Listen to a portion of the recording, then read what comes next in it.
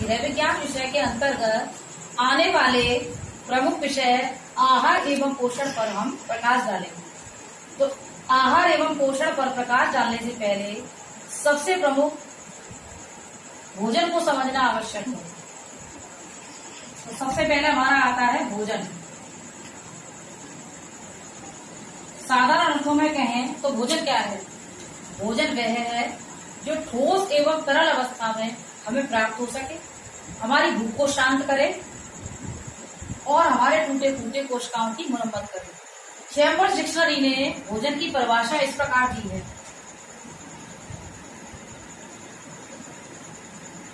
Chambers dictionary के अनुसार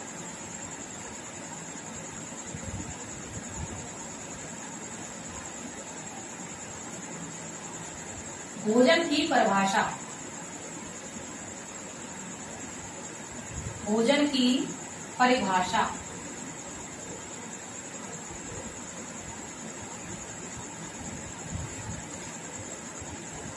तो इसमें सबसे पहला हमारा पॉइंट आता है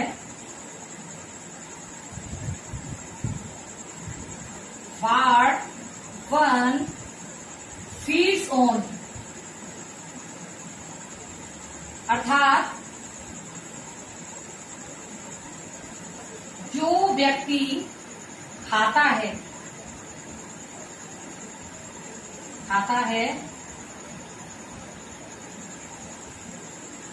सेकंड,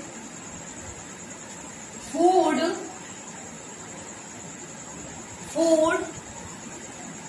is that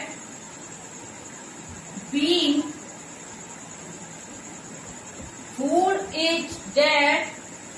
which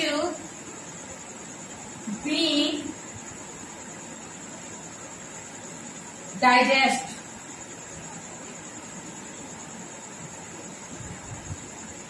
अर्थात जो खाया जा सके और पचाया जा सके वह भोजन है। भोजन वह है जो पचाया जा सके,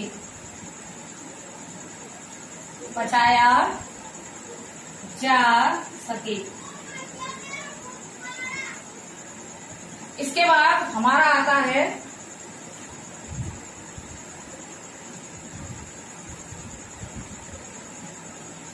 आहार। सेकंड आता है हमारा आहार।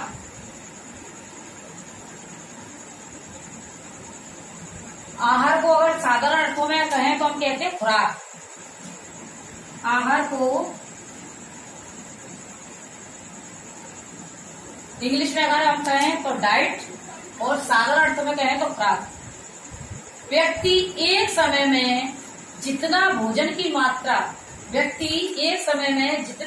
की मात्रा ग्रहण करता है हम उसे उस व्यक्ति की खुराक या आहार कहते हैं। थर्ड नंबर पर आता है हमारा संतुलित आहार।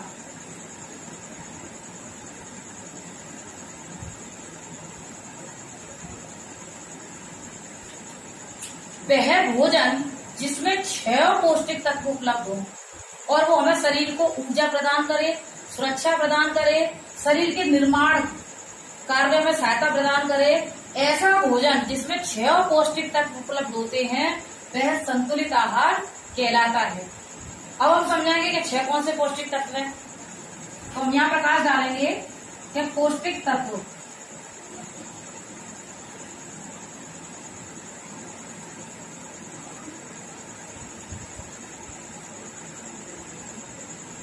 इनकी संख्या 6 है, जिसमें सबसे पहले आता है हमारा प्रोटीन।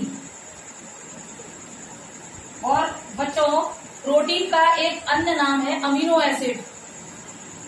प्रोटीन अथवा अमीनो एसिड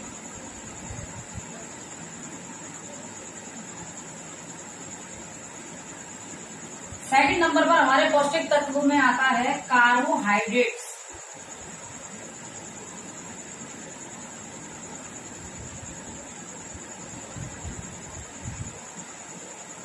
कार्बोहाइड्रेट्स बच्चों, इसका अन्य नाम श्वेतसार और कार्बोज भी है।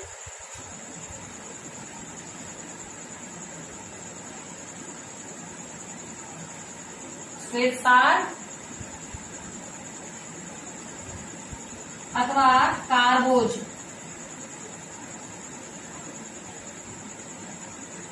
थर्ड नंबर पर हमारा आता है बच्चों वसा।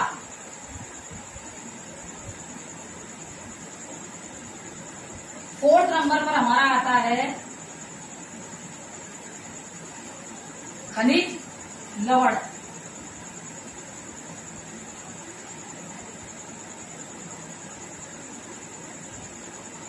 खनिज लवण। फिफ्थ नंबर पर आता है विटामिन।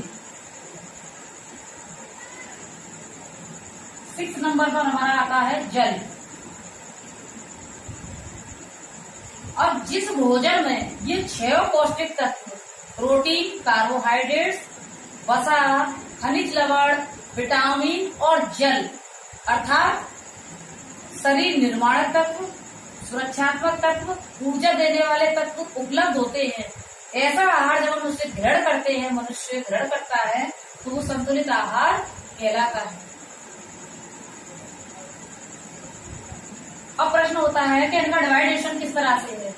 सुरक्षात्मक तत्व कौन से हैं, शरीर निर्माणक तत्व कौन से हैं और शरीर को ऊर्जा देने वाले तत्व कौन से हैं। तो प्रोटीन, खनिज लवण,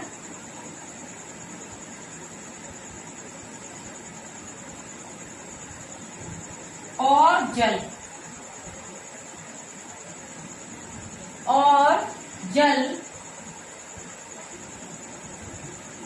इन तीनों को बच्चों शरीर निर्माणक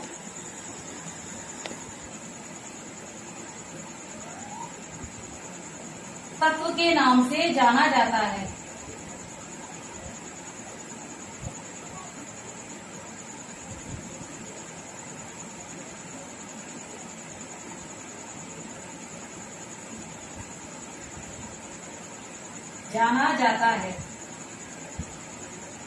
तो आपको याद ये रखना है कि प्रोटीन, खनिज लवण और जल ये है हमारे शरीर निर्माणक तत्व। शरीर निर्माणक तत्व। सेकंड, कार्बोहाइड्रेट्स,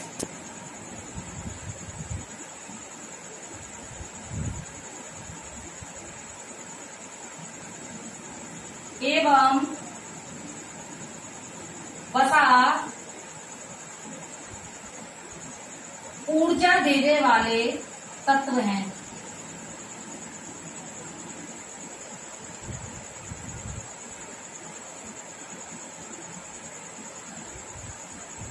तो आपको याद ये रखना है कि प्रोटीन, खनिज लवण और जल शरीर निर्माणक तत्व हैं और कार्बोहाइड्रेट्स एवं वसा ऊर्जा देने वाले तत्व। थर्ड हमारा आता है सुरक्षात्मक तत्व।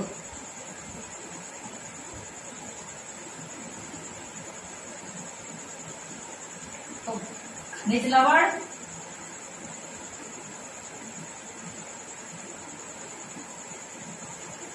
विटामिन,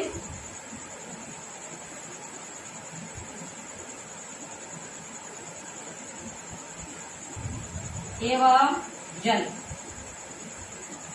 ये बच्चों तीनों खनिज लवण, विटामिन एवं जल ये हैं हमारे सुरक्षात्मक तत्व। तो इस तरह से हमने भोजन को समझा, आहार को जाना, उसके बाद में संतुलित आहार क्या है, पौष्टिक तत्वों की संख्या कितनी है, पौष्टिक तत्वों का अन्य नाम पोषक तत्व भी है, और 6 का मैंने आपको अलग अलग बताया है कि प्रोटीन, खनिज लवण और जल शरीर निर्माणक तत्व हैं, कार्बोहाइड्रेट एवं वसा ऊर्जा देने वाले तत्व हैं, खनिज लवण, विटामिन एवं जल सुरक्षात्मक तत्व हैं।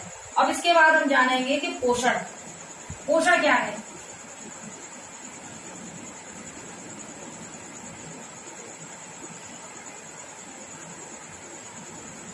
पोषण,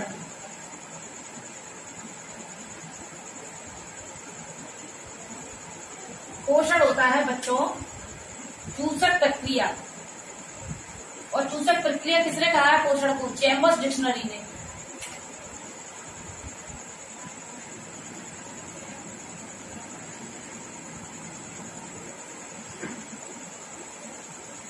चैम्बर्स डिक्शनरी के अनुसार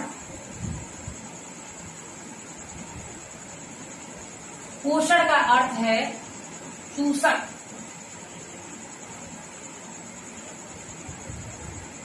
अर्थात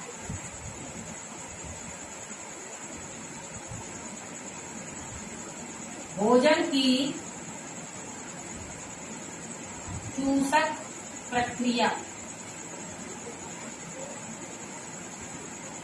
अब हम इसे क्लियर करेंगे कि जब व्यक्ति भोजन ग्रहण करता है तो भोजन जो है वो अच्छे जितने भी अच्छे पदार्थ है उसको खींच लेता है शरीर से, और उसी भोजन से शरीर के एक अंग का निर्माण होता है।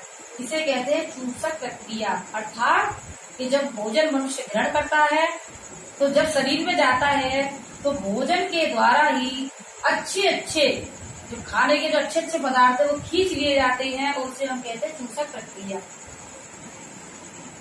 अब हम जानेंगे कि पोषण की स्थितियां कितनी हैं।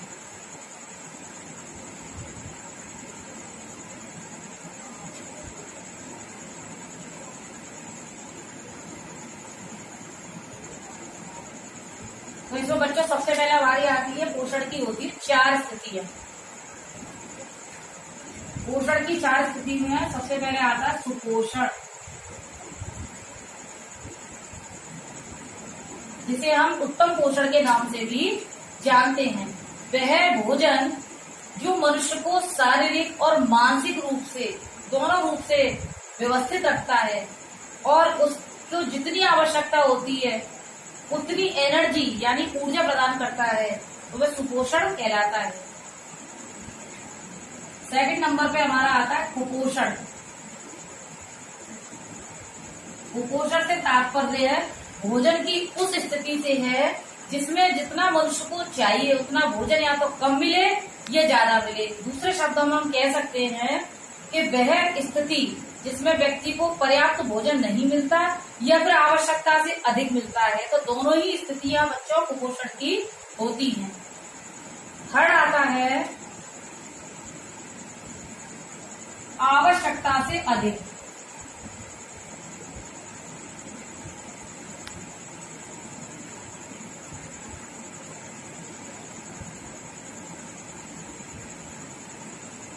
मान लीजिए व्यक्ति को भूख है 2 रोटी की और वो 4 रोटी ग्रहण कर ले, अर्थात जितनी उसे आवश्यकता नहीं है, जब उससे अधिक व्यक्ति भोजन ग्रहण कर लेता है तो वो पोषण की आवश्यकता से अधिक वाली स्थिति हो जाती है, जिससे क्या होता है ओबेसिटी, मनुष्य जो है मोटापे का शिकार हो जाता है।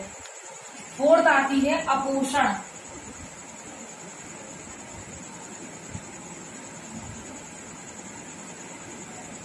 अपोषण से तात्पर्य भोजन की उस स्थिति से है कि जो व्यक्ति को पर्याप्त पोषण ना दे सके, अर्थात व्यक्ति को भूख है 4 रोटी की और उसे दैनिक रूप में 2 रोटियां दी जा रही हैं, तो यानी कि उसकी जो संतुलित आहार की जो मात्रा है वो पूरी ना हो पाए, उसे हम कहते हैं बच्चों अपोषण। तो इस तरह से हमने आपको बताया कि पोषण क्या है। पोषण है भोजन की चूसक प्रक्रिया या भोजन के कार्य के रूप में अगर हम देखें तो चूसक प्रक्रिया, जो मनुष्य भोजन ग्रहण करता है उससे अच्छे पदार्थ खींच लिए जाते हैं और उसी से ही शरीर के एक अंग का निर्माण होता है। या यूँ कह सकते हैं हम पोषण को कि शरीर में होने वाली क्रियाओं का संगठन पोषण है। शरीर में जो भी हलचल होती है, जो भी क्रियाएं होती हैं, वो पोषण के द्वारा ही होती है। और इसकी हमने स्थितियां बताई आपको कि पोषण की 4 स्थितियां हैं: सुपोषण, कुपोषण, आवश्यकता से अधिक पोषण और अपोषण। अब इसके बाद हम जानेंगे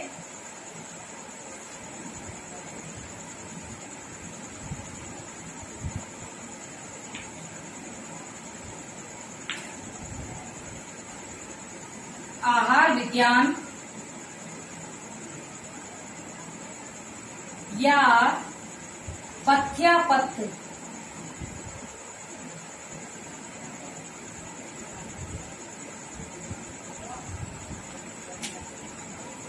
व्यक्ति को जीवित रहने के लिए संतुलित आहार की आवश्यकता है। अब उसे संतुलित आहार कितना लेना है और कितना नहीं लेना है, कौन से पौष्टिक तत्व उसके दैनिक के लिए आवश्यक है और कौन से नहीं है, जो विज्ञान हमें ये ज्ञान देता है उसे हम आहार विज्ञान या पथ्यापथ्य के नाम से जानते हैं। तो पथ्यापथ्य ये है कि जो हमें डेली ये बताया कि हमें किस स्थिति में कैसा भोजन लेना है, कैसा कितने मात्रा का भोजन लेना है, उसमें कितनी कैलोरी होनी चाहिए, कितना प्रोटीन होना चाहिए, कितना कार्बोहाइड्रेट्स होना चाहिए, जो हमें ये सारे नियमों का ज्ञान देता है और हमें नियंत्रित भी करता है, उसे हम आहार विज्ञान या पथ्यापथ्य के नाम से जानते हैं। इसके बाद हमारा आता है उपचारात्मक